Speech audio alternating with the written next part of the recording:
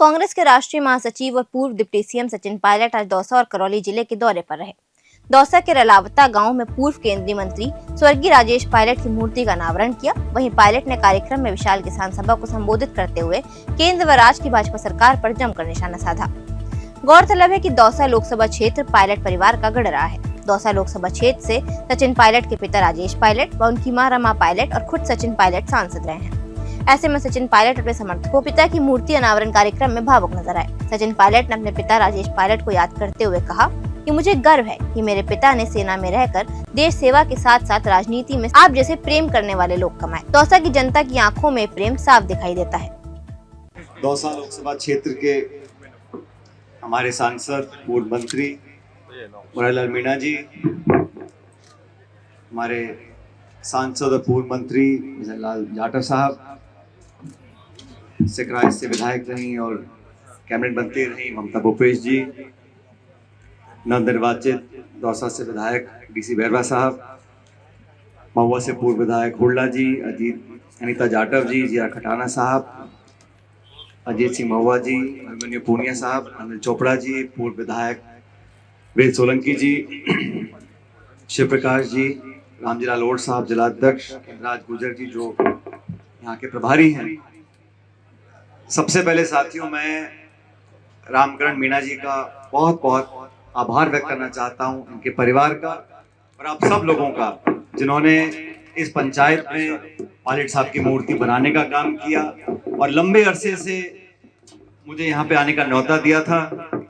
कुछ न कुछ बाधाएं आती रही, लोकसभा का सत्र, विधानसभा का सत्र, लेकिन आज आप सबकी मौजूदगी में इस शुभ काम को हम सब ने संपन्न किया। मैं सभी क्षेत्रवासियों को, आप सब लोगों को बहुत बहुत बधाई देता हूं।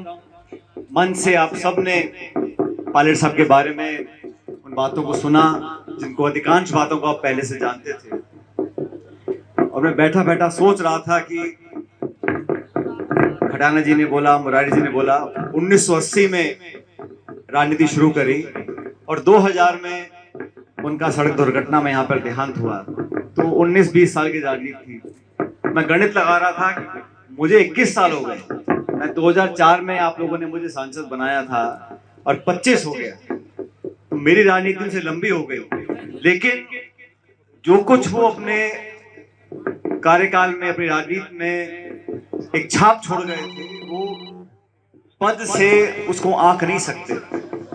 वो जो काम कर गए इस प्रदेश में और देश में, उसको देखकर लगता है कि बहुत कुछ करना हम सब लोगों के लिए बाकी है। अभी मेरे युवा साथी अभिमन्यु पूनिया जी, ये हनुमानगढ़ जिले से आते हैं, इनकी भाषा देख के समझ गए होंगे आप कि ये बॉर्डर के आसपास के, और ये कह रहे थे कि नौजवानों के घोड़े ढीले हो जाते हैं टिकट मांगते मांगते। अब ये एमएलए बन गए हैं, पहले एनएसयूआई के अध्यक्ष चुनकर गए, यूथ कांग्रेस अध्यक्ष चुने, अब जनता ने इनको 40-45 हजार से मार्जिन से जिताकर विधायक भेजा है। अब ये विपक्षी राजनीति कर रहे हैं और सरकार के घोड़े ढीले कर रखे हैं। अभी रोजगार देने के लिए इन्होंने मेला लगाया था, और इनका समर्थन करने के लिए जो जो मंच में यहाँ लोग बैठे हैं, ममता जी का क्षेत्र है, लेकिन ये पंचायत ऐसी है कि पहले मुरारी जी का क्षेत्र रहा, दौसा विधानसभा क्षेत्र में था, आज महुआ में है, अब फिर परिसीमन हो रहा है, पता नहीं यहाँ जाएगा वहां जाएगा। लेकिन ये पंचायत, ये पूरा क्षेत्र, ये जिला, यहाँ के सब लोग, हर बिरादरी, हर कौम के लोगों ने हमेशा यहाँ पर एकजुटता की एक पहल करी है, एक उदाहरण स्थापित किया कि कैसे हर समाज के, हर जाति बिरादरी के लोगों को मान सम्मान देकर, जबरदस्ती मजबूरी में कोई साथ रहे अलग बात है, लेकिन मन से, अपनी इच्छा से एक दूसरे को आदर सम्मान देने के साथ हम साथ रहें, ये दौसा जिले ने हर समय दिखाया है। यहाँ के लोगों ने अच्छे समय में, बुरे समय में एक दूसरे का साथ दिया, और आप लोगों ने पिछले 40-45 सालों से जो आशीर्वाद हम लोगों को दिया है, उसका मैं हमेशा कायल रहूंगा। दोस्तों, लंबा भाषण मैं नहीं देना चाहता हूं, लेकिन सारी बातें पूर्व वक्ताओं ने बोली हैं। हम सब लोग जो राजनीति में हैं, कभी सत्ता होती है, कभी विपक्ष में होते हैं, चुनाव हारते हैं, जीतते हैं, लेकिन मुझे लगता है कि राजनीति में लक्ष्य अपना बदलना नहीं चाहिए। जब सत्ता में होते संसाधन ज्यादा होते हैं, अधिकारी है, प्रशासन है, हम बहुत से विकास के काम आसानी से करा सकते हैं। विपक्ष में होते हैं तो सरकार को आईना दिखाना होता है, लेकिन किस प्रकार की हम राजनीति कर रहे हैं ये बहुत जरूरी है। देश की जनता, प्रदेश की जनता अब बहुत जागरूक है। हम लक्ष्य की पूर्ति करने की राजनीति कर रहे हैं, अपनी महत्वाकांक्षाओं को पूरी करने की राजनीति कर रहे हैं, जोड़ने की राजनीति कर रहे हैं, तोड़ने की राजनीति कर रहे हैं, लोगों को मौका देने की राजनीति कर रहे हैं, या लोगों का गला दबाकर कंधे पर चढ़कर उनको खत्म करने की राजनीति कर रहे हैं। जनता सब देखती रहती है। जिसका मन बड़ा, सोच बड़ा, विचार बड़े, वो बड़े पद पर अपने आप पहुंचेगा। जिसकी छोट संकीर्ण है, जो लोग राजनीति में सिर्फ कुछ लक्ष्य पाने के लिए अपनी राजनीति करते हैं, वो बहुत लंबा नहीं चलते। और जो लोग समर्पित रहते हैं, हम भाषण कुछ भी दें, लेकिन हमारे कामों को जनता 24 घंटे देखती रहती है। और इसलिए मुझे लगता है अपने कर्मों से, अपने कामों से, हम सत्ता में हो या विपक्ष में हो, लोगों का मन जीतना पड़ेगा। कि लड़ाकू विमान चलाकर 71 की लड़ाई में जब पाकिस्तान के दांत खट्टे किए थे, वो शौर्य भी उनको प्राप्त था। मुझे तो लगता है एक नागरिक होने के नाते, एक फौजी होते हुए, मैं जब उनके बारे में स्मरण करता हूं तो मुझे बड़ा फख्र होता है। वो अक्सर कहते थे कि फौज में अधिकारी बोलते थे कि नौजवान, जो बात मन में हो वो जुबान पर लेकर आओ, साफ सीधा बोलो, और ऐसे हम फौज को आगे ले जाते हैं। राजनीति में आगे बिल्कुल उल्टा है। पेट में क्या है, मन में क्या है, वो जुबान पे आना ही नहीं चाहिए। वो कहते थे उल्टी सीखोगे, तो कई साल लग गए उनको। फौजी तो सीधे सट बात बोलते हैं, हाँ तो हाँ, ना तो ना। और फौज में ऐसे होता है। राजनीति में उल्टा खेल है, किसी को ना नहीं बोल सकते, और जो मन में बात है वो कभी वोट पे आती नहीं है, अंदर ही अंदर वो गुड़कियां खाती रहती है। ये राजनीति और फौज में फर्क है। लेकिन जो संस्कार इंसान के होते हैं, जो परिवार संस्कार देता है, वो बदलते नहीं है। और जो सच्चे मन से, ईमानदारी से राजनीति करते हैं, उनको लोग पसंद करते हैं। अलग अलग मौके आते हैं, भाव आते हैं, हार जीत होती रहती है, लेकिन जनता के बीच संपर्क बनाए रखना, दुख सुख में भागीदार रहना, और हर समय पब्लिक का, जनता का ध्यान अपने जहन में रखना, ये मैं समझता हूं उन्होंने अपने जीवन में किया।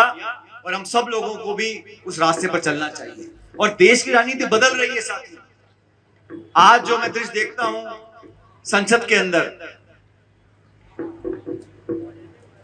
मुरारी जी और भजनलाल जी तो दोनों सांसद हैं, और संसद के अंदर पहले एक संवाद होता था, विचारों का आदान प्रदान होता था, सत्ता पक्ष को टोकने का काम विपक्ष करता था। लेकिन आज जो माहौल बना है देश में, वहां दबाव की राजनीति है, सत्ता को हथियाने की राजनीति है, हर कीमत पर कुर्सी को पकड़ने की राजनीति है, लोगों की आवाज को कुचलने की राजनीति हो रही है। और जो लोग सत्ता के नशे में, सत्ता के घमंड में सोचते हैं कि जनता कुछ देख नहीं रही, हम विज्ञापन छपवा कर, विवाद खड़ा कर कर, मीडिया में अखबार, झंडा, बैनर, पोस्टर लगाकर लोगों का ध्यान भटकाते रहेंगे, ऐसा गलत है।